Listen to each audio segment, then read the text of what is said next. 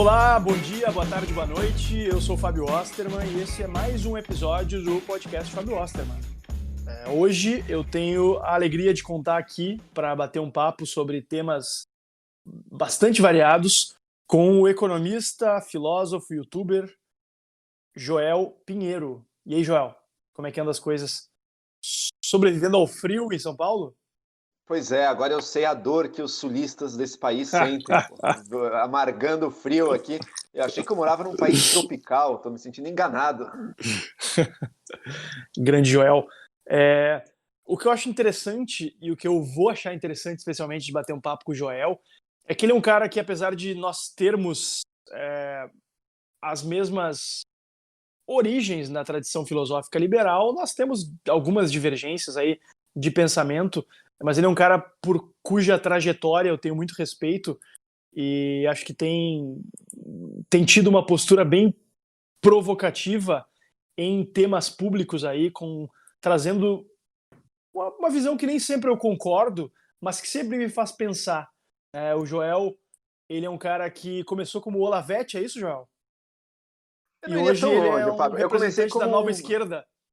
Eu comecei como alguém bem de direita, eu era mais do que Olavete, eu era um católico tradicionalista e ultralibertário. Mas hoje em dia estou aí no espectro da centro-direita, mas acho que mais moderado, mais moderado. Mais moderado. Eu queria justamente entender isso. Como é que como é que se deu essa transição de alguém que tu chegou a ser aluno do Olavo de Carvalho também, né?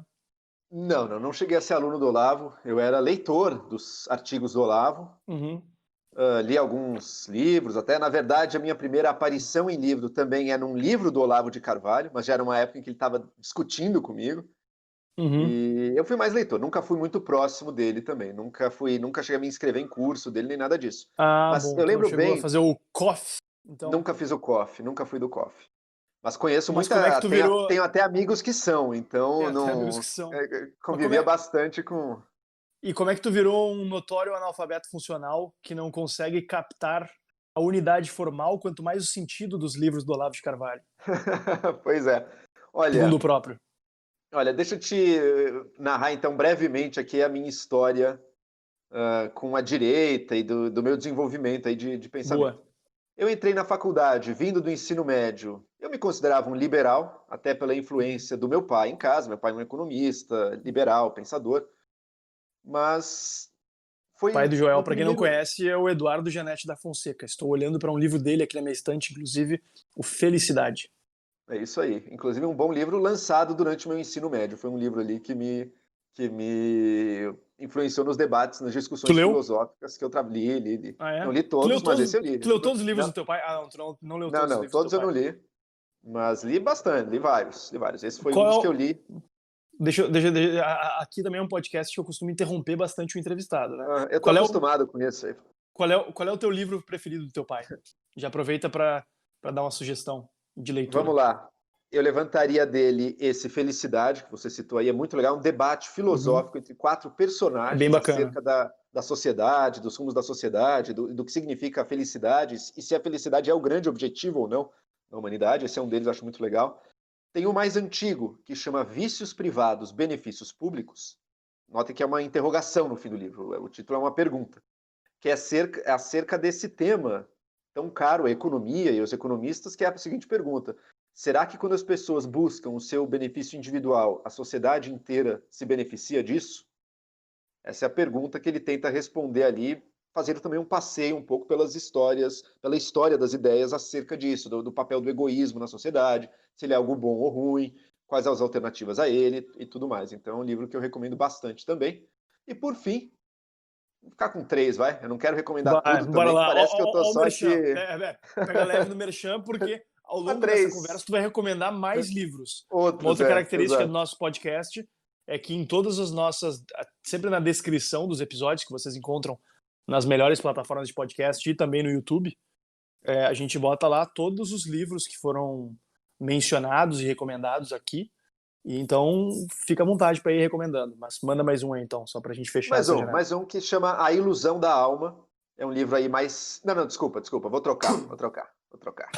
Vai Vou começar trocar, vou 4. trocar. Olha, o cara é Era muito malandro. filosófico. Não, não, O não, cara não, é não vou falar desse. Eu vou malandro. falar do outro. O Trópicos Utópicos. Esse sim. É Esse eu ouvi falar sobre, bem. é Esse é mais sobre, recente, né? digamos, é mais recente, é sobre os desacertos do Ocidente e da promessa, digamos, iluminista de felicidade e desenvolvimento, e como é que ela naufragou e o que, que o Brasil tem a oferecer como resposta aos dilemas e desafios postos aí pelo mundo contemporâneo.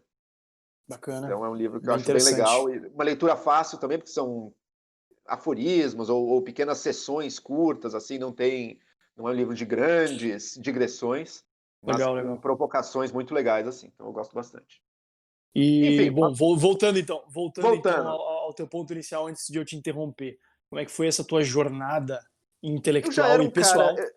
eu no início da faculdade já era alguém mais à direita, gostava de provocar, tinha tido Qual faculdade? professor, eu fiz duas faculdades, INSPER, de economia, e filosofia na USP. Mas a minha principal, especialmente no início, era muito mais o INSPER. Era o curso de economia, ele dominava o meu tempo. A USP eu ia à noite, 2 vezes por semana. Era quase como uma aula INSPER, de que na tua inglês época ali era no. IBMEC ainda, né? Chamava IBMEC São Paulo, exatamente. Depois Uhum, ele rompeu com os demais IBMECs e tudo virou uma coisa à parte. uhum. Hoje em dia se chama INSPER. Mas então eu Mas aí, cheguei ali como alguém que já me posicionava meio contra um certo status quo de esquerda da escola. Tive o famoso professor de geografia e professora de história de esquerda.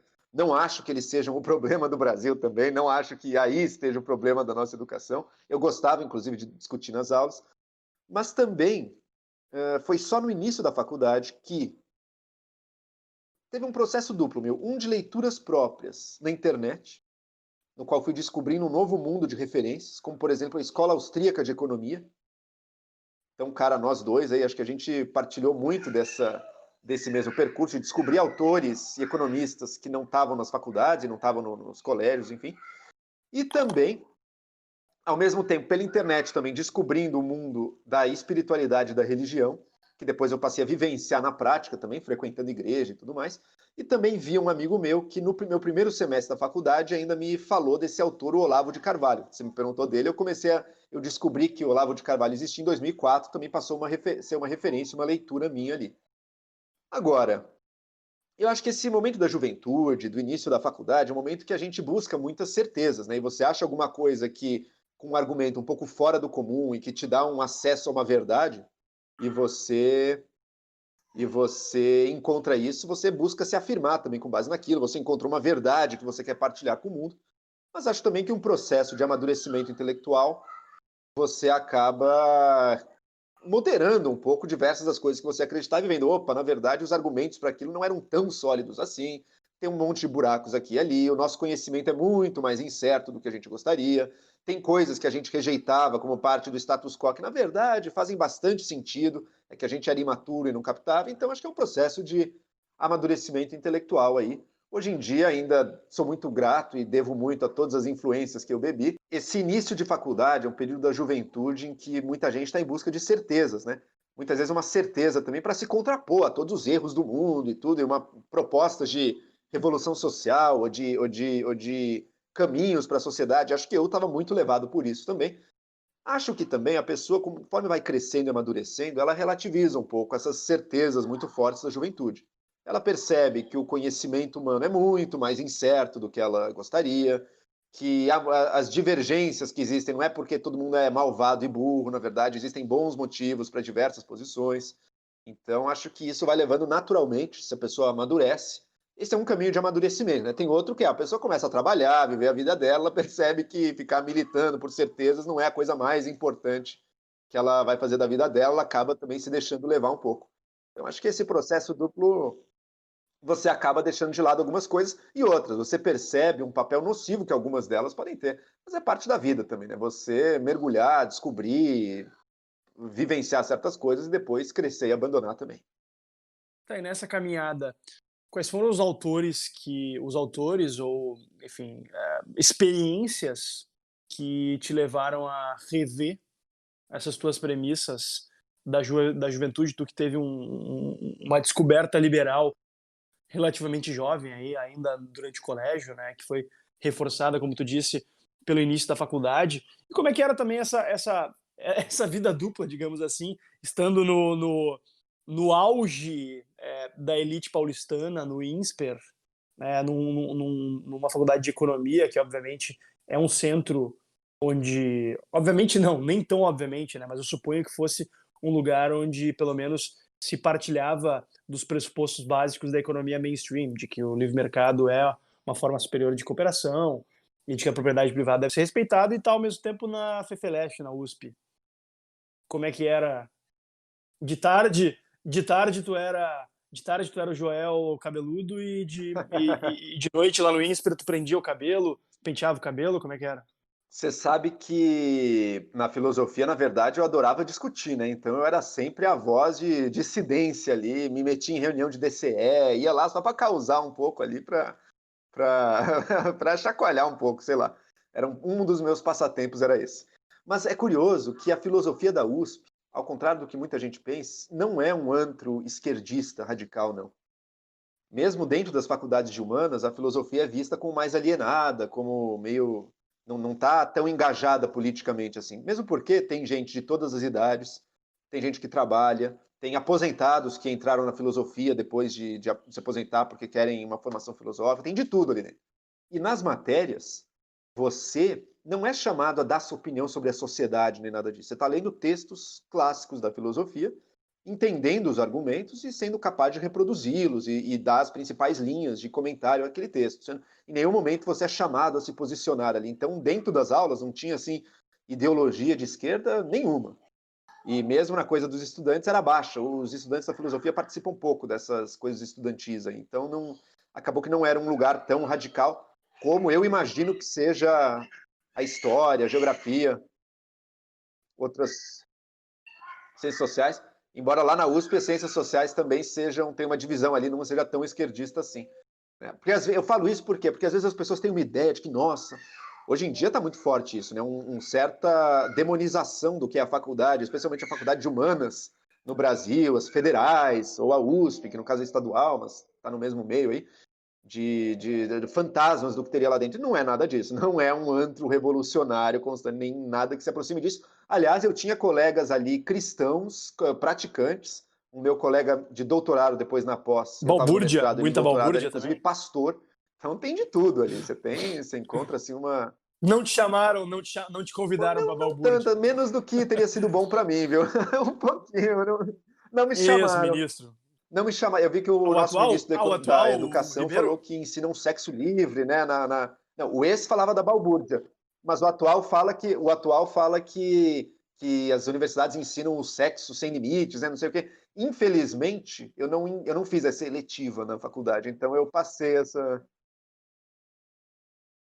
Eu não, eu só fui, nem sei se eu aprendi ainda, mas aos pouquinhos. Mas a gente aos poucos aprendendo. A vida é um eterno processo de aprendizagem. Então, eu estava também no INSPER, que é uma faculdade de pendor claramente liberal, com muitos professores egressos de Chicago, então que valoriza muito a questão do liberalismo, livre mercado, mas mesmo lá, ao entrar em contato com autores da chamada escola austríaca, eu fui sendo também uma voz de dissidência e eu passei a ver o próprio INSPER. Como não? Esse pessoal aqui está quase no socialismo, pô. Isso aqui eles defendem um monte de intervenções no mercado, um monte de coisa. Eu estava na linha austrolibertária ali que eu por pouco não era um total anarquista. Eu só não era um anarquista total por um motivo. Eu não podia condenar moralmente os impostos porque eu também era um católico praticante. E para o catolicismo você não pode dizer que o imposto é em si um pecado, que isso vai totalmente contra toda a... Então foi o lado espiritual que me segurou. Por quê? Desenvolve um pouco mais esse argumento. Porque tem santos que foram chefes de Estado, tem santos, ou seja, cobraram impostos, você não pode dizer... Mas eles não podiam ser santos que fossem gradualistas, digamos Não, mas não assim. eram, pô. Não, pega qualquer rei santo da história da Em igreja. alguns dos Não. seus caminhos, Santo Agostinho, por exemplo, não teve uma vida de Nesse pecado nível, não. e se arrependeu. Mas ele é alguém que se arrependeu, claro. Mas ele é alguém que se arrependeu e depois viveu. O Santo Agostinho era um defensor ferrenho do Estado. O Santo Agostinho defendia que o Estado tinha o direito de matar, inclusive. Coisa que ele negava aos indivíduos. Isso é interessante. Então, ele negava o direito de legítima defesa, porque o cristão não deve matar nem em legítima defesa, mas o Estado, sim, tem o direito de matar. Então, jamais ali você veria num Agostinho, e alguns elementos, talvez, dele levem para uma concepção um pouquinho mais liberal do que era na época dele, mas Em outros termos, não. Então, nem ele, nem o São Tomás de Aquino, nem os centenas de reis que foram chefes de Estado, como São Luís na França. Se você me disser que, então o imposto, a cobrança de imposto é em si mesmo um pecado, como dizem os libertários, que é imoral cobrar impostos, né, como dizem esses ultra-radicais libertários, então você está dizendo, olha, então toda a tradição católica, no fundo, ela chancelou e defendeu e justificou o pecado, e isso um católico não pode afirmar uma coisa dessa. Então eu tinha que parar, eu tinha esse limite.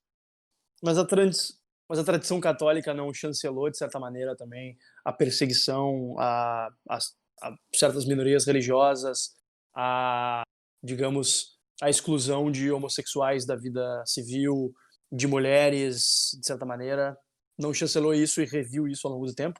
Não poderia ser algo Talvez revisto também pudesse, hoje? talvez você tenha um ponto aí a fazer, mas o fato é que muita coisa foi revista, tem muita coisa que nunca chegou ao nível de um ensino oficial e imutável da igreja, mesma coisa da perseguição a hereges, por exemplo, que você levantou aí. Não tem nenhum dogma dizendo assim que é obrigatório, embora fosse uma opinião muito aceita, que você pode e até deve perseguir os hereges. Mas também, isso é curioso, as figuras mais violentas nesse tipo de perseguição e violência, em geral, também não são vistas como santas, como os exemplos de virtude na história do cristianismo. Então, dá para que o Torquemada não é santo. A Inquisição espanhola foi uma coisa do Estado espanhol também. Não que a igreja não tenha chancelado tudo, óbvio que chancelou, mas digamos que existe algum argumento para criar um distanciamento e uma perspectiva, uma possibilidade de evolução da igreja nesse sentido. O imposto seria uma coisa, acho que até mais difícil em algum sentido, porque é o seguinte: é você admitir que a igreja, no seu mais alto grau e nas figuras consideradas santas, estava pecando. Mas, enfim, como você levantou, dá para sustentar isso com outros pecados também. Enfim, hoje em dia eu não sou mais um católico, então eu não tenho tanto problema em dizer a igreja errou muito feio sobre muita coisa. Mas lá atrás, como eu tentava ser alguém que seguia ortodoxamente os ensinamentos da igreja de hoje em dia, eu não podia me permitir me tornar esse anarquista radical que diz que o imposto é um roubo, que o imposto é imoral. Então eu parava aí, eu dizia, não, tem que ter um Estado, mas que seja um Estado mínimo, e o resto a gente é melhor que ele não se meta. Bom, tu era um católico conservador, austro-libertário, e hoje como é que tu te define?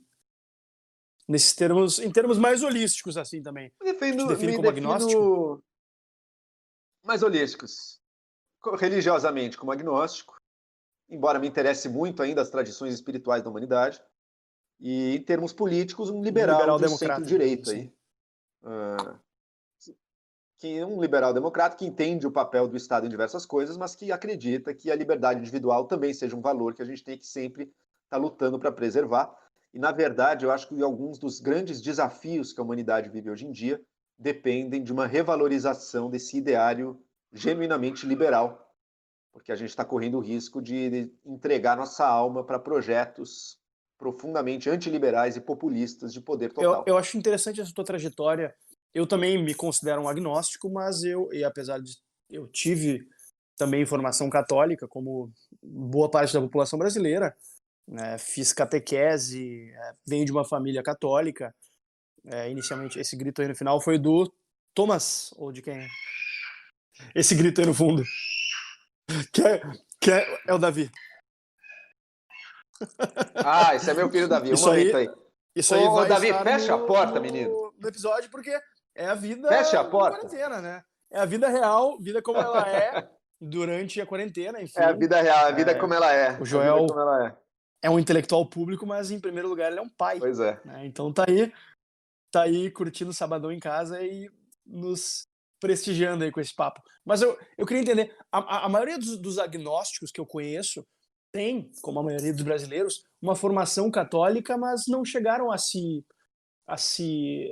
a adentrar tanto quanto me parece que foi o teu caso na, na Igreja Católica e de ser realmente alguém que tivesse um envolvimento mais profundo. Como é que se deu essa tua. Tu deixou de crer? Foi isso foi mais uma inspiração? Foi uma inspiração filosófica ou uma falta de inspiração divina? Vamos lá. Vamos por partes. Primeiro, dado curioso. A maior parte da população brasileira teve uma criação mais ou menos religiosa, né? Às vezes não muito estrita, mas vivenciando primeira comunhão e tudo. Eu não.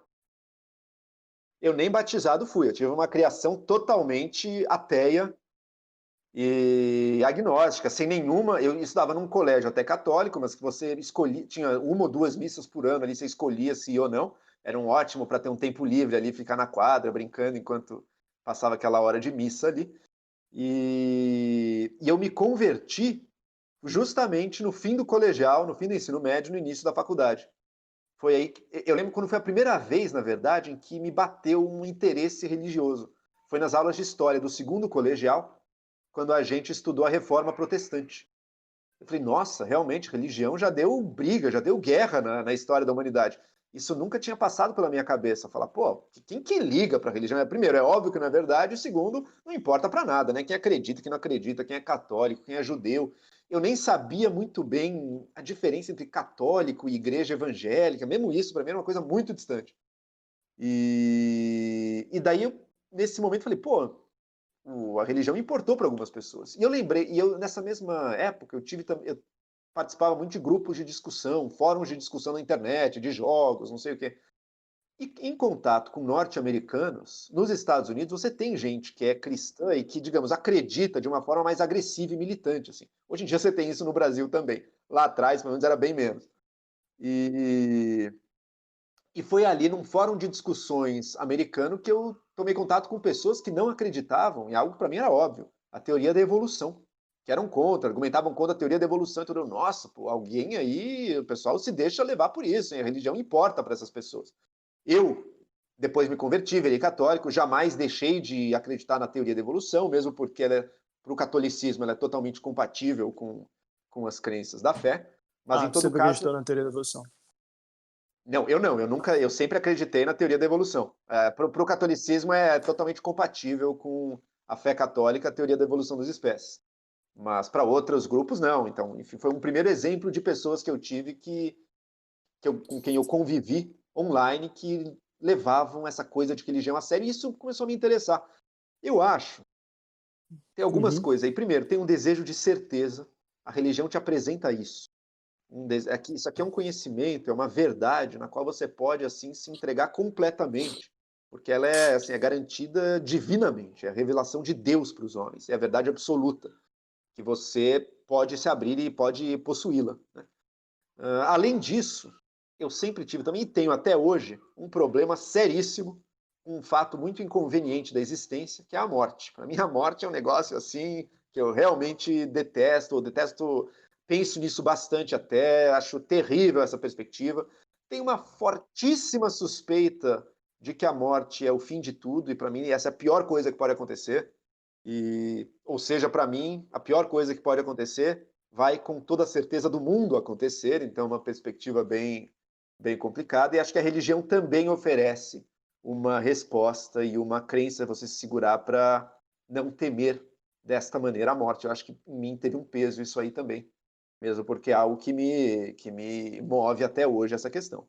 Acho que teve isso, tem um monte de questões pessoais ali, qualquer conversão, quando uma pessoa abraça uma ideologia ou uma fé religiosa, mistura um monte de questões ali. Esses são alguns dos motivos que eu identifico em mim nesse meu processo, mas é um processo que passou por um amadurecimento intelectual também. O catolicismo, dentre todas as religiões, é uma religião que tentou e tenta muito a sério dar também um respaldo intelectual e filosófico às suas crenças. Então você tem teologia séria, você tem pensadores de primeiro escalão da história da humanidade que foram católicos e que defendem aquilo, e que têm argumentos. É uma religião que valoriza a razão humana.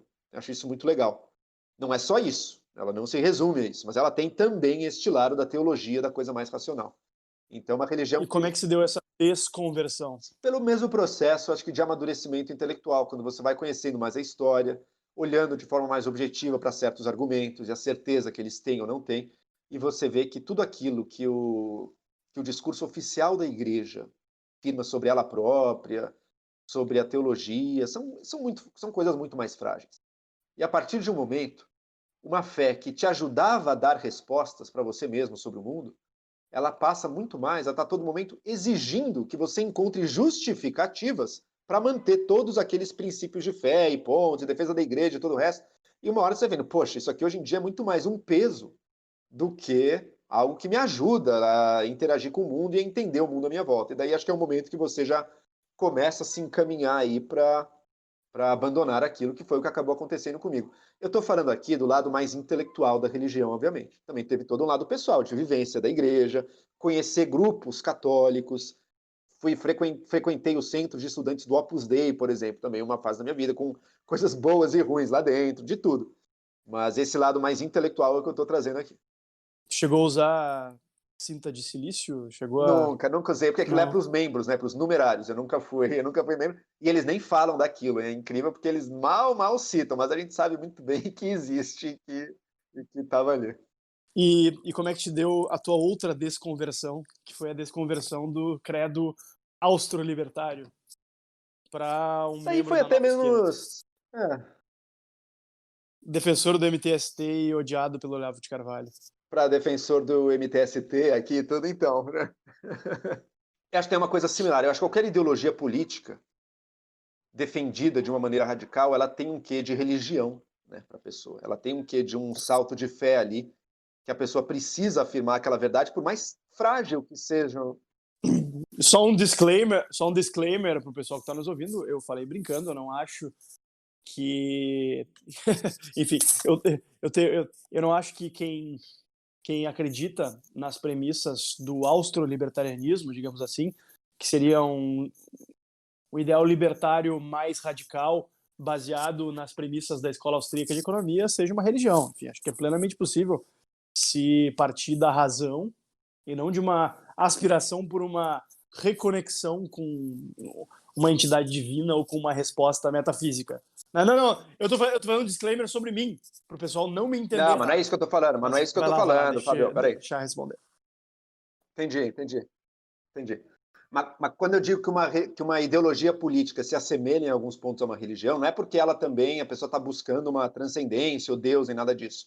É que aquilo passa a fazer parte da identidade dela de uma maneira que ela precisa afirmar certas verdades como se fossem dogmas que ela não vai questionar de jeito nenhum, porque ela sente que ela estaria traindo alguma coisa se ela deixasse aquilo. Então ela tem uma adesão de tipo religioso em uma ideologia política, seja o ultraliberalismo, seja o socialismo, seja qual ideologia você quiser. Teve um autor que foi central para mim, foi um autor que eu ainda gosto muito, acho que ainda tem coisas muito interessantes nele, até o jeito que ele se expressa e escreve é um jeito muito afeito ao meu temperamento, que é o Ludwig von Mises. O Mises, famoso aí do Menos Marx Mais Mises, foi um autor que eu descobri ali no início da faculdade, 2004, 2005, talvez em 2005, e que eu passei a ler e que, nossa, primeiro, é de uma clareza, um rigor lógico também, ou pelo menos tenta ser, e vai traçando argumentos com uma certeza ali por trás que realmente é muito estimulante para mim. Você vai lendo aquilo, você entende, você vai seguindo os argumentos dele, você vai vendo como ele é capaz de defender coisas que a princípio parecem ultra radicais, mas que ele argumenta com uma forma bastante sólida. Enfim, tem toda uma discussão de teoria do conhecimento nele, que eu ainda acho que tem grande valor hoje em dia, que é como é que funciona a ciência econômica, né? Porque a ciência econômica é diferente da física, da biologia, mas ela também não é uma coisa puramente literária ou uma coisa sem um rigor. Não, ela tem um conhecimento certo e seguro na ciência econômica. De onde é que vem isso? Tem toda uma discussão aí que eu acho muito legal também. Enfim, então foi um autor que me marcou muito, mas acho que Qual livro especificamente dele foi um marco na tua trajetória acadêmica, intelectual, mais dizendo? Bom, primeiro que a grande obra dele, que é o Ação Humana, um tomo grande ali, um livraço mesmo, que cobre desde essa questão mais epistemológica até uma parte mais filosófica sobre o ser humano e sobre a ação humana, até também a própria ciência econômica, ordem monetária, um monte de coisas aí.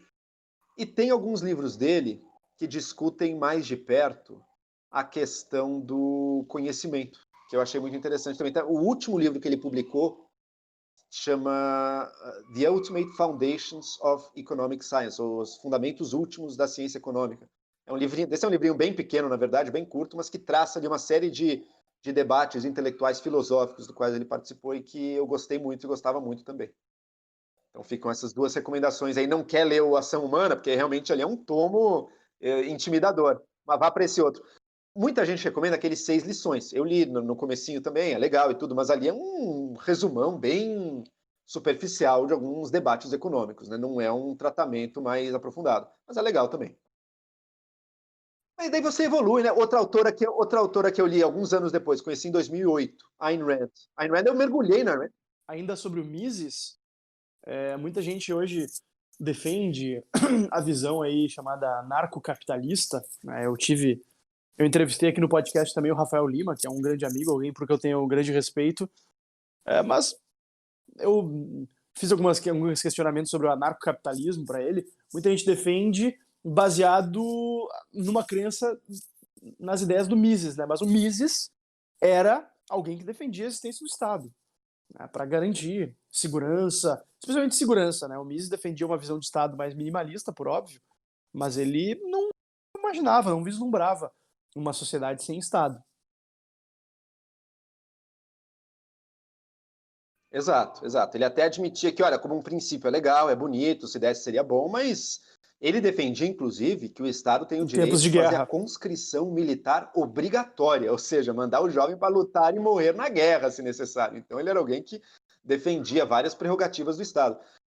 A maior parte dos anarcocapitalistas, eles seguem o Rothbard, que chegou a ser um aluno do Mises e que depois desenvolveu sua obra, e que é ele que tem argumentos baseados no que ele chama de direito natural, de que existe um direito natural à propriedade, de que você não pode iniciar agressão contra outra pessoa, porque isso viola o direito daquela pessoa.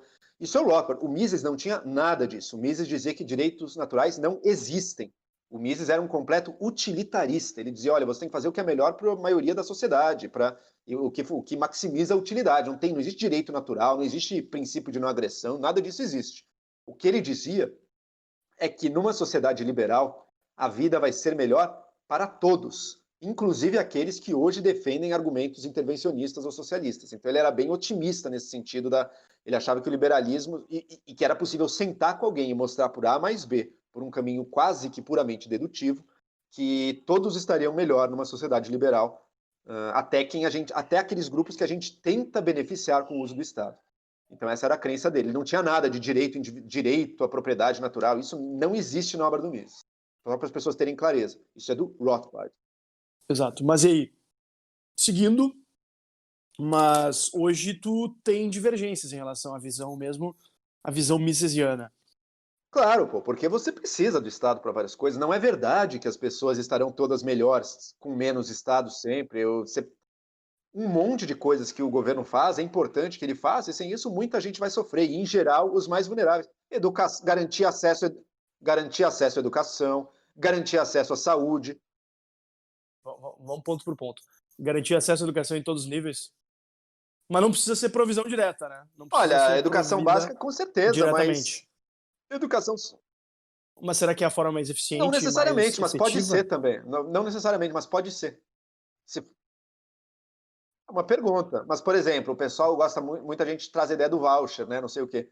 Mas as experiências que a gente teve de voucher até hoje também não foram todo esse sucesso aí. No mínimo, é bastante questionável. Então, pode ser que não. Eu não vou lutar pelo ponto de honra de que tem que ser o Estado gerindo a escola. Mas se for também, não vejo problema. Não vejo problema. Nosso amigo Fernando Schiller, que é o entrevistado do episódio número 2 desse podcast, argumenta que o Brasil já teve o maior exemplo de sucesso de um programa de voucher, que é o ProUni. Sabia que existe no Brasil um amplo programa de voucher para o ensino básico?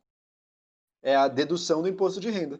Que você bota seu filho numa escola privada, você deduz do imposto de renda. Isso é um voucher. Então o Brasil tem voucher. O problema é que ele abrange só pessoas que pagam imposto de renda, né? Exato, exato. Mas para todo mundo é um grande programa de voucher aí. Mas a ideia do voucher é proporcionar uma Sim, sim. educação privada de qualidade, Isso, especialmente para os mais pobres, isso. né? Mas veja o ProUni, veja o FIES. Aumentaram muito o acesso à educação superior, né? Ao mesmo tempo, a qualidade de grande parte desse ensino superior deixa muito a desejar. Então, no mínimo, eu acho que ele tem que ser bastante bem regulamentado e fiscalizado para ver. Porque as pessoas podem ser enganadas, cara. Veja o Trump, veja essas faculdades que o Trump faz nos Estados Unidos, é uma enganação do início ao fim. Então, você tem que ter, no mínimo, o papel do Estado ali e de especialistas para ver que as pessoas não estão sendo enganadas. Mas será que as pessoas estão melhores ou piores com essas faculdades? Mesmo, assim, fazendo a apologia da Uni-esquina. A apologia da Uni-esquina. No Brasil, a gente tem um problema estrutural de ensino básico, né? E me parece muito claro o fenômeno de as pessoas buscarem, como elas saem do ensino médio, infelizmente, uma grande quantidade, sabendo pouco ou nada, muita gente saindo, inclusive, analfabeto funcional, né? Tem diversas pesquisas que demonstram isso. As pessoas acabam buscando. A conclusão do ensino médio acaba não sendo um sinalizador efetivo no mercado de produtividade. Né? Então, as pessoas acabam buscando, muitas vezes, a instrução superior como uma forma de compensar isso, de ser um diferencial a mais, né? Um diferencial básico. Não acho que seja a maneira mais eficiente disso, mas me parece claro que é o mercado oferecendo uma alternativa e uma resposta à ineficácia estatal, O nesse que me caso, parece. né? O mercado bancado pelo Estado nesse caso, né? Porque é tudo bancado pelo dinheiro do Estado, o dinheiro público. Mas nem sempre o que acontece no mercado é eficiente, né? Nem sempre o que acontece no mercado é racional. Veja como cresce coach, curandeirismo, esoterismos vários, um monte de coisa que não é porque as pessoas estão agindo de uma maneira no mercado que aquilo é racional, num sentido mais Mas quem é que vai substantivo definir do isso? termo racional, de fazer Quem bem é que de vai fato definir às esse pessoas conceito e de está entregando aquilo que racionalidade? promete. Então, acho que a gente precisa. Por exemplo, você pode definir vendo qualidade de educação. Você pode definir vendo. Ó, você não tem. Você tem avaliação para ver se um certo serviço médico é aquilo que ele se oferece ou não. Você precisa, se você quiser ter uma política de vouchers Uhum. eficaz, efetiva, você vai ter que garantir uma qualidade mínima das escolas. Eu não estou sendo contra, mas eu digo, olha, para ela ser eficaz e efetiva, tem que garantir. Senão, os pais, muitas vezes, não estão na melhor posição para avaliar a qualidade da escola que eles estão colocando o filho Sim, deles. até porque geralmente os pais não têm instrução Não tem formal instrução, também não também. sabe. Fora que é um processo de anos. Como é que o pai vai saber se daqui a 10 anos o filho vai sair aprendendo tudo ou não? Não tem.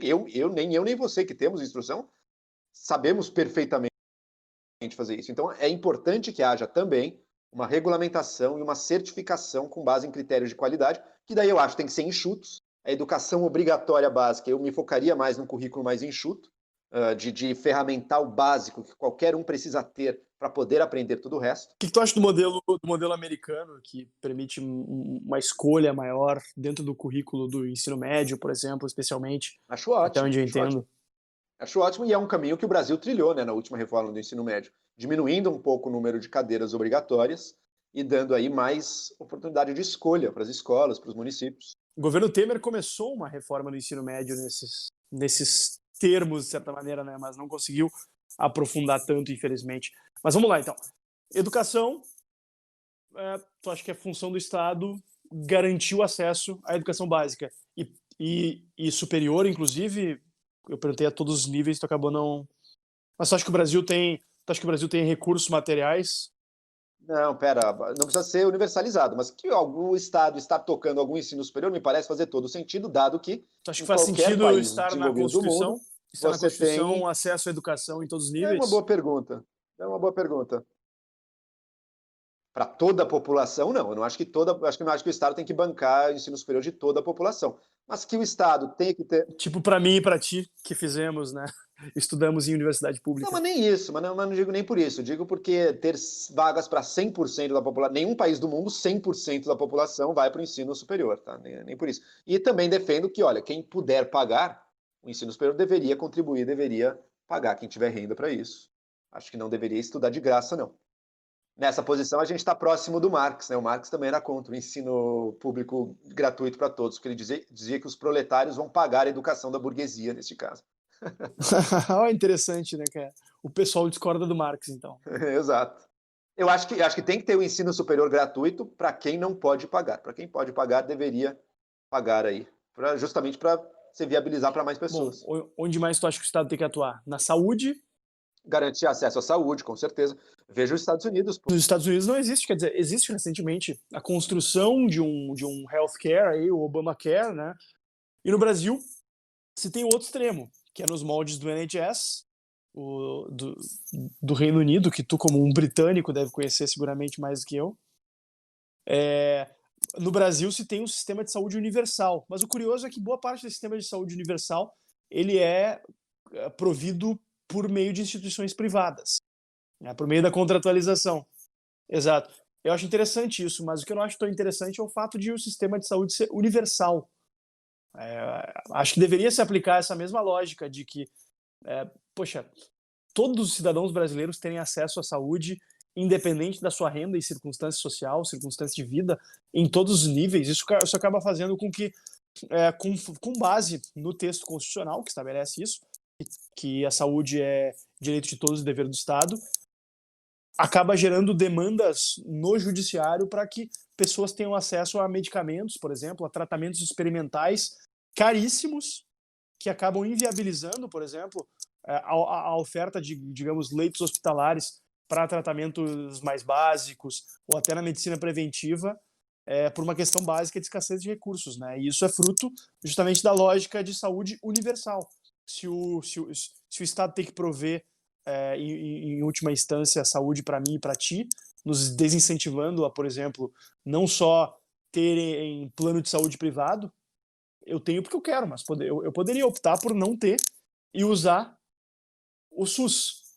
Obviamente eu não uso porque eu sei que costuma faltar, enfim, em caso de emergência. Felizmente eu não uso nem meu plano de saúde, mas eu tenho lá como uma espécie de seguro para caso pago e não uso nada, né? Eu sou desses que sustenta o plano, sustenta a Unimed, né? Unimed, inclusive, se quiser patrocinar nosso podcast aí, brincadeira. Mas eu não acho razoável que o Estado tenha que me dar, ou seja, que a população, a coletividade da população tenha que pagar meu plano de saúde por meio do SUS. Tem que me ofertar uma saúde universal. Olha, no caso da saúde, eu não sou a favor de forçar ninguém a ter o plano privado, não. Mas eu digo o seguinte, concordo plenamente com você na questão de tratamentos experimentais, super caros, tem que ter algum corte, tem que ter algum momento que o Estado diz, eu não vou mais pagar. Você deu o exemplo da Inglaterra. A Inglaterra tem um sistema de saúde universal. E lá também tem um momento, em pacientes terminais, por exemplo, a Inglaterra é um país rico, muita gente velha, muito idoso. Você sabe que esse tratamento dos últimos meses de vida de um idoso em um país rico é uma coisa caríssima, assim, um negócio...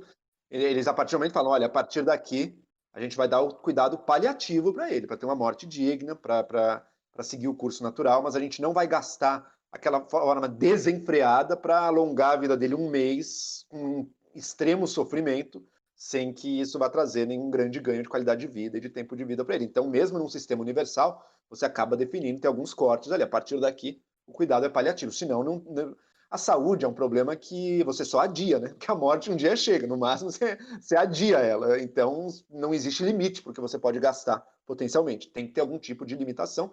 Agora, eu acho muito importante para uma sociedade todo indivíduo souber, independente da renda dele, todo indivíduo sabe que se acontecer algum desastre, se eu tiver uma doença, se eu tiver alguma coisa, eu não vou estar totalmente desamparado, sem nada. Esta segurança é importantíssima para o Estado garantir para a população, algo que nos Estados Unidos não tem, por exemplo. Algo que nos Estados Unidos você pode ter um problema de saúde e você está absolutamente desamparado, sem nada. Isso cria uma incerteza, uma insegurança e sofrimento desnecessário para milhões de pessoas. Não é à toa que hoje em dia os Estados Unidos está vivendo um fenômeno raro, né? Que é o decrescimento da expectativa de vida da população. A expectativa de vida do americano está caindo. Hoje em dia é muito grave isso, é uma situação disfuncional completa em que chegou aquela sociedade. Então, acho que é um avanço para o Brasil o SUS. Você pode me dizer, porque às vezes a gente está discutindo sobre a engenharia do sistema, Fábio, tanto na educação básica quanto na saúde, ambos concordamos que o Estado vai ter que garantir o acesso a todos.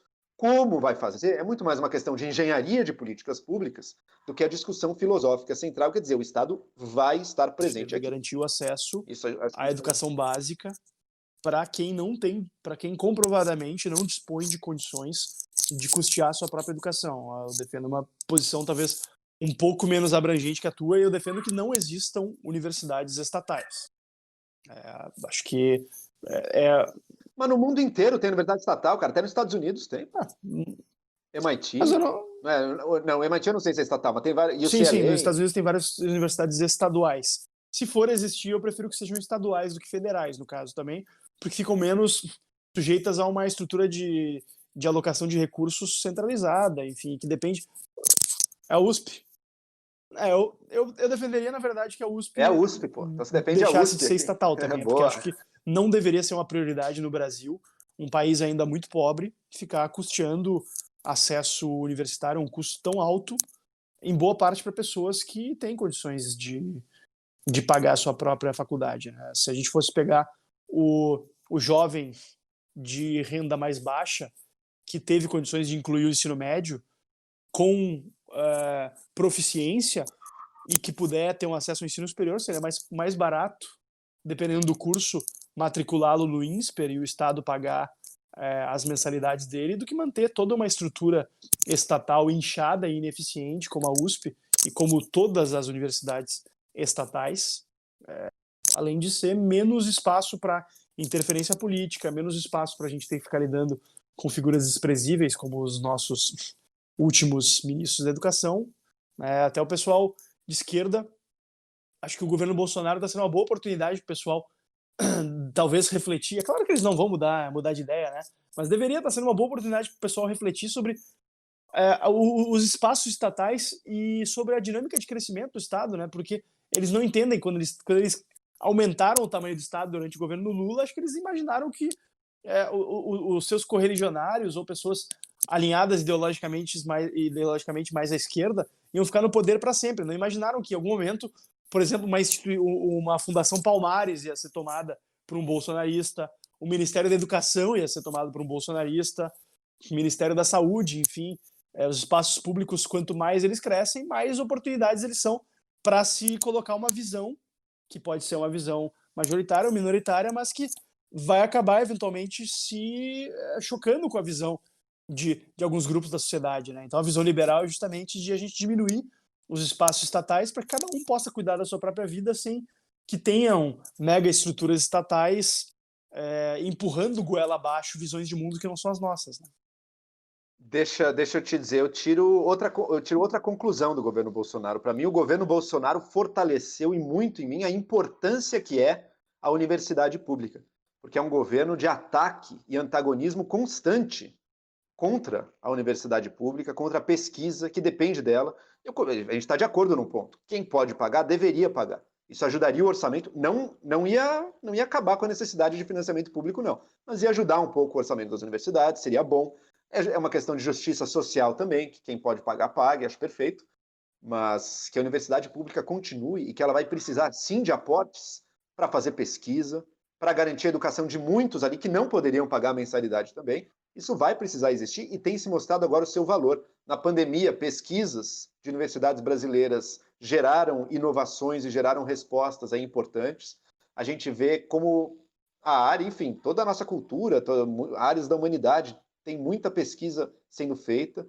A demonização que é feita do que acontece dentro dos corredores da universidade é uma campanha de ódio absolutamente injustificável, feita por membros do governo, que desde o Weintraub tinha como objetivo acabar com a universidade pública no Brasil.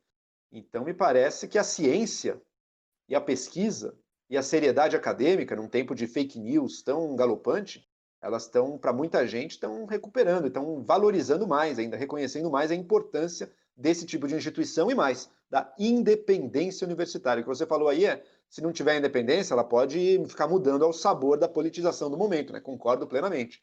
Por isso mesmo, a independência universitária é tão importante, por exemplo, na escolha dos reitores, né? O Bolsonaro tentou, na canetada ali, botar reitor biônico em todas as faculdades federais do país e, felizmente, não conseguiu. Felizmente, foi barrado nessa tentativa dele. Eu sou um pouco mais cético em relação à necessidade de instituições superiores de ensino estatal e um pouco mais otimista, talvez, em relação à possibilidade de termos pesquisa por meio de um contato maior de instituições de mercado com instituições acadêmicas privadas, mas vamos seguir adiante, então. Segurança, estamos tranquilos em relação à administração da justiça. O que mais Segurança, tem o que que ter. mais o que Tem que ter mais se segurança. diferencia? Mas peraí, Fábio, Fábio, peraí. Mas imagine que você tem uma propriedade e você acha que um outro cara quer invadir sua propriedade. Você acharia certo você pegar uma arma, ir até o seu vizinho, que não tem nada a ver com isso, apontar a arma na cabeça dele e roubar dele o dinheiro para você comprar equipamento de segurança para sua É que eu propriedade? acho que Você acha isso o certo? Estado tem um papel ainda importante a cumprir na provisão de bens públicos. Ah, mas então pode roubar, pô? Não é roubo? Você defende o Boa, roubo boa provocação. institucionalizado assim? Mas eu não vou cair nela. No caso, eu, como liberal, eu também eu me identifico. A gente tem muitas afinidades, claro que tu tem um pouco mais, talvez, de crença no, em alguns espaços de atuação do Estado que eu não tenho, mas eu parto da ideia minarquista de Estado, em que o ideal seria a gente chegar no Estado guarda noturno, né? Que garantisse simplesmente a segurança, a administração da justiça, mas eu aceito como um período intermediário, preferencialmente que a gente vá cada vez mais abrindo espaço para que o mercado se organize, para que o mercado oferte melhores opções de educação e de saúde, para que a gente vá cada vez mais prescindindo, conforme também a população for adquirindo meios materiais de prover sua própria educação e saúde, claro. Mas enquanto isso não acontece, eu durmo tranquilamente com a possibilidade de ter uma provisão de recursos estatais para garantir o acesso das pessoas a isso. O que mais tu acha que te distingue dos liberais mais radicais em termos de atuação estatal? Ou mesmo de mim. Ah, Daqueles que eu acho que, no fundo, defendem os interesses dos ricos. Não, porque eu acho que o liberalismo, levado a um certo radicalismo, ele, no fundo, é a defesa dos interesses de quem já tem mais, dos interesses dos mais ricos, e a sociedade, foda-se. E a sociedade, e daí? Não estou nem aí. É um pouco ideologia, um pouquinho também ideologia que nos domina hoje em dia. Eu acho que o Estado ele tem um papel fundamental de garantir e de tentar diminuir um pouco as desigualdades gritantes que a gente vive no Brasil. Porque o mercado não dá, o mercado sozinho, o mercado é um processo, o mercado é um processo de geração de valor que responde a certos incentivos, que tem uma força enorme, porque ele alinha três coisas. Ele alinha a nossa ambição pessoal, a geração de valor para a sociedade, então ao fazer isso é uma coisa poderosíssima. E ele também alinha a nossa falta de informação aos sinais dados aí por outros processos produtivos. Então ele permite a descentralização da produção e permite que cada parte do sistema produtivo tenha um acesso limitado à informação total e mesmo assim consiga contribuir com ele, por meio dos preços. Então o mercado é uma rede poderosíssima, mas ele não faz tudo. Ele tem falhas e ele não dá conta de todos os problemas. Entre eles, o problema da desigualdade. Quem já tem mais, não necessariamente também, nem sempre, necessariamente aumenta a desigualdade. Mas ele não tem nada inerentemente a ele que vá nos garantir que quem tem menos hoje em dia vai poder minimamente se aproximar de quem tem mais. acho que o Estado deve possibilitar que as pessoas se ergam da pobreza, e acho que a pobreza deve ser realmente aquilo a ser combatido, e não necessariamente a desigualdade. Acho que um certo nível de desigualdade é um fruto natural das interações de mercado, inclusive. Eu prefiro viver numa sociedade em que haja muitas pessoas ricas e algumas pessoas menos ricas do que em sociedades que haja menos pessoas ricas e a riqueza geral da sociedade seja menor e as pessoas pobres sejam mais pobres do que poderiam ser se a gente tivesse mais riqueza sendo distribuída por meio do processo de mercado, com mais oportunidade para as pessoas ricas, para as pessoas pobres, aliás. Como é que tu vê isso? Tu acha que realmente o problema é a desigualdade ou o problema é a pobreza? O que, o que você está me falando, o que está me falando é que você não é a favor de uma sociedade totalmente igualitária na renda. Eu também não. Não acho que a gente deva arrumar para isso. Primeiro, porque é impossível. Segundo, porque vai gerar uma quantidade de problemas e de catástrofes muito grandes para tentar chegar nisso. Não vejo necessidade nenhuma da gente querer ter igualdade total. Mas é importante que o Estado, ou que alguém, ou que alguma força social, mas infelizmente o mercado não dá conta disso, atue para diminuir as desigualdades que existem na sociedade, porque as As pessoas. desigualdades, ou seja, não só no conceito econômico, ou nem ao menos no Mas o conceito econômico econômico. acaba, talvez outros tipos também, mas o econômico acaba pesando muito, porque o econômico ele abarca muita coisa. Mas deixa eu só fazer um outro ponto, só um outro ponto. O nosso conceito de pobreza, ele já embute uma certa consideração de desigualdade. Por quê? Porque a pobreza é contextual. O que é pobreza no mundo do século XXI é uma coisa muito diferente do que era pobreza no século XVII. Quando a gente fala em pobreza, a gente já está partindo de algo que a gente considera o normal, ou seja, a distância que as pessoas têm de algo que a gente considera o médio, o normal, o esperado. Ou seja, no próprio conceito de pobreza já existe embutido aí alguma medida de consideração de desigualdade, de distância de algo que a gente considera o normal para a nossa sociedade. Tá? Mas segundo ponto, não é só a pobreza que importa. Não é só a pobreza que importa. Por quê? Porque uma sociedade muito desigual, o bem-estar humano, a felicidade humana, ela depende de alguns componentes, digamos, absolutos. Você tem ou não tem, eu não posso estar passando fome, eu tenho que, sei lá, ter tempo de descanso, algumas coisas assim, mas ela também depende muito do que os economistas chamam de bens posicionais, de bens cujo valor depende da sua posição com relação aos demais. Uma sociedade muito desigual é uma sociedade no qual grande parte dos membros dessa sociedade não tem sequer a chance de alcançar as posições mais valorizadas naquela sociedade. E exclui muitas pessoas. Isso é desigualdade. Isso é desigualdade. Mas peraí, a causa dessa indisponibilidade de bens e indisponibilidade de oportunidades para as pessoas alcançarem os pontos mais altos tem origem na desigualdade ou tem origem em barreiras de entrada estruturais e que passam, inclusive, pela ausência de um mercado livre que possibilite às pessoas mais pobres acumularem riqueza, acumularem capital humano e terem melhores oportunidades na vida, porque são coisas diferentes também, né? Então, as duas coisas aí. Você tem algumas regras mal formuladas, políticas regressivas, um monte de coisas que pioram a desigualdade no país, mas você também tem a ausência de políticas ou de regras que poderiam diminuir a desigualdade. O Estado, atuando de certas maneiras, pode piorar a desigualdade, como a carga tributária brasileira, ela acaba piorando a desigualdade. Agora, isso não quer dizer que o Estado também não possa, muitas vezes tem um papel de diminuí-las, como, por exemplo, quando oferece um mínimo de saúde, de educação para quem não teria nada, se não fosse o Estado ali para garantir. Então, as duas coisas estão. Ou um imposto de renda progressivo, em que quem ganha mais pague mais também da sua renda. Enfim, o Estado também tem políticas que podem contribuir para diminuir a desigualdade e fazer uma sociedade, então, que a distância seja menor. Não vai acabar rico, não vai acabar milionário, esse não é o objetivo. O objetivo é apenas que todo mundo tenha um mínimo, uma chance, uma distância que não seja abismal entre o seu ponto de partida, o seu lugar de nascimento e quem está ali nas esferas mais altas da sociedade. Senão a coisa pode divergir de uma maneira perigosa, inclusive socialmente perigoso. O distanciamento absoluto entre elite e povão. Eu não discordo em absoluto desse teu ponto.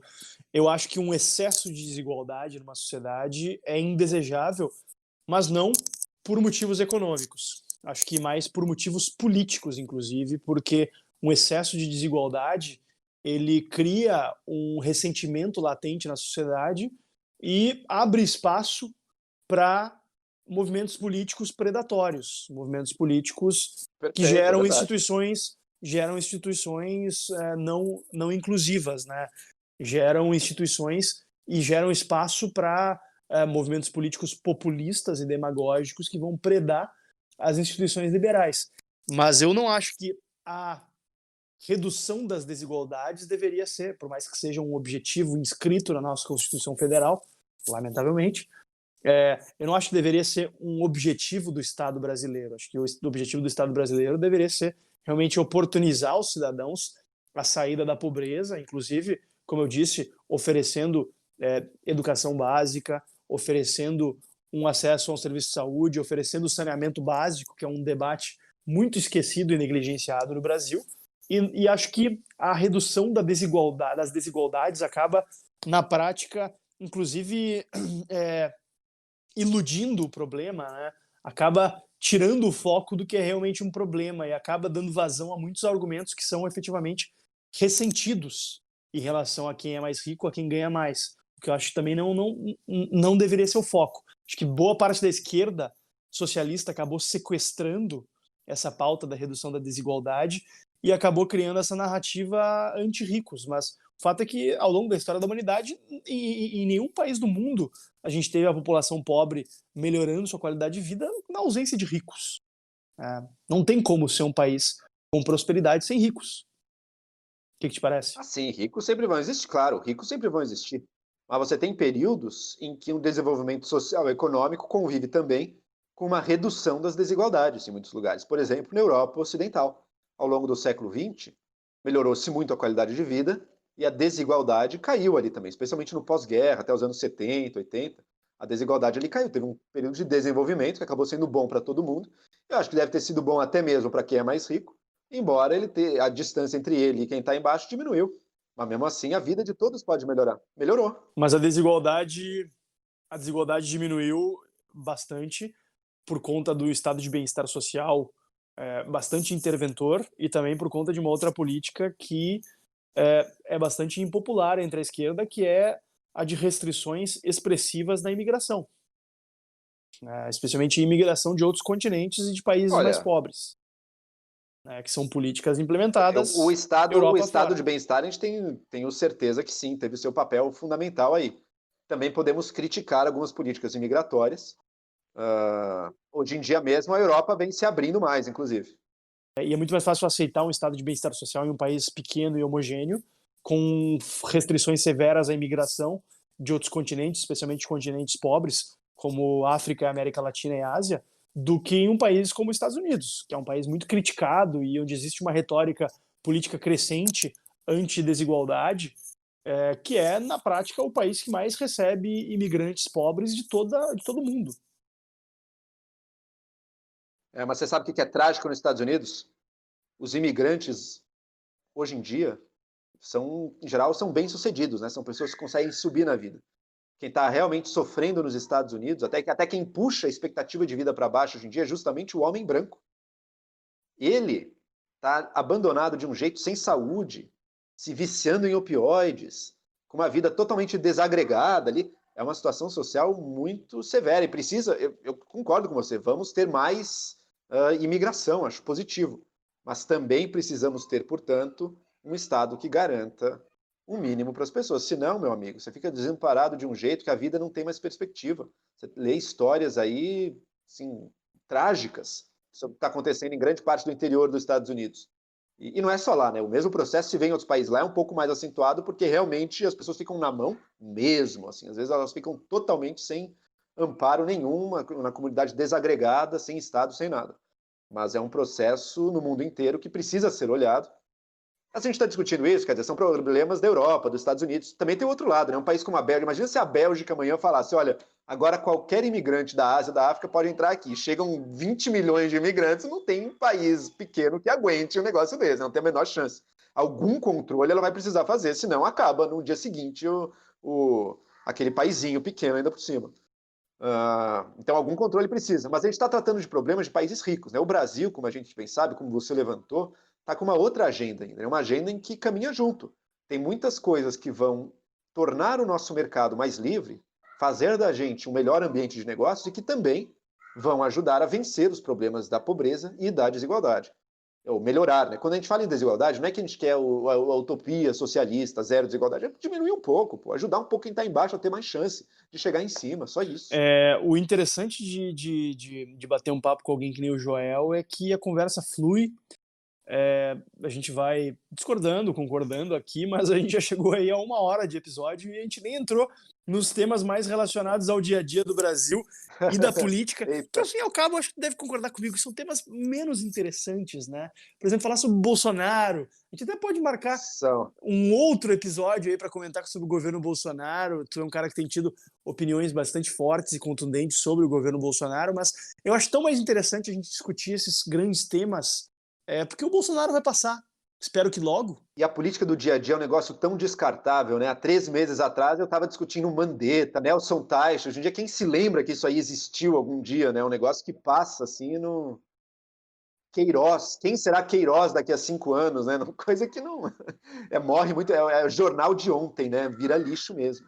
Vou pedir para os nossos ouvintes darem a opinião deles aí nas minhas redes sociais sobre se eles acham mais bacana esse tipo de discussão intelectual ou se eles querem que a gente fale sobre os temas do dia a dia, mas a proposta desse podcast tem sido desde o início de debater mais os grandes temas, até para me permitir, eu faço aqui uma confissão, um dos objetivos desse podcast é um objetivo bem egoísta da minha parte, de me proporcionar ter esse tipo de bate-papo com gente interessante como tu e me ajudar a fugir um pouco do dia a dia da mesquinharia da política, no qual eu estou inserido, infelizmente, obviamente, buscando fazer minha parte para qualificar o debate, para mudar as coisas, mas o dia a dia das minúcias da política, especialmente da política estadual, é uma tristeza, cara. É uma tristeza, olha. Eu imagino. Mas deixa eu dizer uma coisa, Fábio, eu imagino que seja maçante, assim, de uma maneira que eu nem concebo, mas ao mesmo tempo é muito importante que pessoas qualificadas e sérias e honestas como você estejam enfrentando isso, viu? E espero que ganhando algum gosto pela coisa, porque precisamos de mais exemplos assim. A gente se conhece aí há uns 8 anos, pelo menos, né? Tu tem acompanhado também a minha trajetória. Eu não pensava necessariamente em ser candidato tão cedo, enfim, comecei a amadurecer essa ideia ali a partir de 2015, 2016. Não é algo que eu definitivamente não é algo que eu quero fazer pro resto da minha vida, mas tem sido uma jornada bacana e gratificante. Então, e tem espaço até para a gente levar uns bons debates para a imprensa. Eu acho que os políticos liberais têm um papel importante em serem informadores do debate e serem também, de certa maneira, aqueles que vão abrindo espaço para promover as mudanças. Hoje, a gente tem, no Novo, por exemplo, a gente só tem um mandante no Executivo, em Minas Gerais, que enfrenta, inclusive, diversas dificuldades pelo fato da gente não ter uma base mais ampla na Assembleia Legislativa, mas acho que o nosso papel como legisladores hoje, por mais que a gente aprove muito pouca gente não, muito poucos projetos. Curiosamente, essa semana eu aprovei meu primeiro projeto, que foi um projeto de resolução mexendo no regimento Opa, interno, mas parabéns! o nosso papel lá não é necessariamente aprovar leis, aprovar mudanças, mas sim efetivamente influenciar os debates e ajudar a minimizar o dano causado pelo establishment estatista, me parece mais, né? Mas deixa eu encaminhar aqui para os nossos finalmente. Joel, no final dos nossos episódios, eu gosto sempre de perguntar para os nossos convidados 2 sugestões. Uma sugestão de livro, algum livro que tu leu recentemente e que realmente te encantou, te chamou a atenção, e uma sugestão de série que tu assistiu recentemente que tu recomendaria para os nossos ouvintes. Então, manda lá. Certo. Vamos lá, livro. Eu li recentemente um clássico da literatura brasileira sobre o qual eu tinha uma ideia totalmente equivocada. O livro do Jorge Amado, Gabriela, Cravo e Canela. A gente já ouviu falar da novela, ouviu o filme, né? Uma história de amor, né? Da Gabriela, do Nassib. Mas, na verdade, quando você lê o livro, você descobre que existe a história de amor, evidentemente, mas o principal é uma história de mudança social e embate político que acontece em Ilhéus. Então, é uma história muito interessante, muito bem construído, todo o arranjo de forças daquela sociedade, misturando com os romances, o lado pessoal e o lado político sempre presente. É um livro que me marcou muito, gostei muito de ter lido, de ter conhecido, do Jorge Amado, aí, Gabriela, Cravo e Canela, deixo a dica. Jorge Amado é um dos construtores da nossa identidade brasileira, né? Então também fica aí como alguém que tem muito a contribuir. Às vezes você tem uma ideia do filme, o livro é bem diferente, é bem melhor, inclusive. Série, eu vou recomendar quem foi na primeira fase da quarentena, o meu melhor amigo de todos os dias, o BoJack Horseman, um desenho animado aí do Netflix, que começa como uma série engraçada, um desenho animado desses mais para adulto, né, de uma vida de um sujeito totalmente superficial em Los Angeles, foi um astro de TV nos anos 90, hoje em dia está totalmente decadente ali, os amigos dele e tudo, mas vai evoluindo para uma profundidade existencial ao longo das temporadas. Você tem episódios que você sai realmente marcado, assim, tocado por aquilo. Olha aí, que bacana. Uma sugestão inusitada do Joel. Maravilha.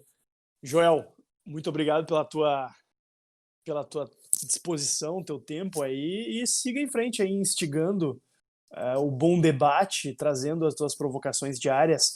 Leva a sério, essa é a minha sugestão, de repente transformar teu canal no YouTube em um podcast também, né? Eu não vejo isso como uma competição, acho que isso agrega mais ao debate. Fico muito feliz que tenha cada vez mais gente fazendo podcasts e aderindo a essa forma tão legal e tão dinâmica de a gente obter informações e se interar sobre temas. Faz teu merchan aí, tu quer deixar pro pessoal te seguir, é isso? Começou indicando os livros do pai dele e agora vai. E agora o meu, né? Os meus ainda não tenho livro para indicar, mas deixo aqui então o convite para quem quiser conhecer o meu canal no YouTube, Joel Pinheiro, fácil de me achar ali. Eu vou ser o segundo resultado, hein? Tem um pecuarista chamado Joel Pinheiro ali, mas não, ele cuida de gado, eu combato o gado, mas então é a diferença. E também no Instagram e no Twitter, Joel Pinheiro 85. Me sigam lá Joel também. Pinheiro 85. E Cara, se tu vai seguir com esse username aí entregando tua idade ou daqui a tá pouco. pegando mal, né? Daqui a Pega pouco. mal, né? Vou ter que Rapaz, mudar isso aí, né? quando tu tava no Mirk, no chat do Terra, acho que devia ser bacana, assim, mas hoje aí, com o Hoje em avanço da dia idade, já começa. Hoje em dia já, felizmente a reação das pessoas é: nossa, mas você nem parece. Enquanto estiver assim, dá para dá para manter. Um dia começa a pegar muito mal mesmo, vai ter que mudar. Mas por enquanto, Joel Pinheiro 85. O Fábio não bota porque o dele pegaria, então, o o meu, dele o meu, não. o meu. É O melhor meu nem não lembrar que posso dizer. existe, porque. É melhor nem lembrar. É melhor nem lembrar. Mas é isso aí, Fábio. Valeu. Ó, muito sucesso e parabéns pela aprovação do primeiro projeto e por você ser, assim, embora um deputado estadual aí do Rio Grande do Sul, mas um exemplo, acho, para o Brasil inteiro de um comprometimento, conhecimento e seriedade com a coisa pública. Falou, um abraço. Valeu, João. Grande abraço aí. Vamos em frente. Até a próxima. Tchau, tchau.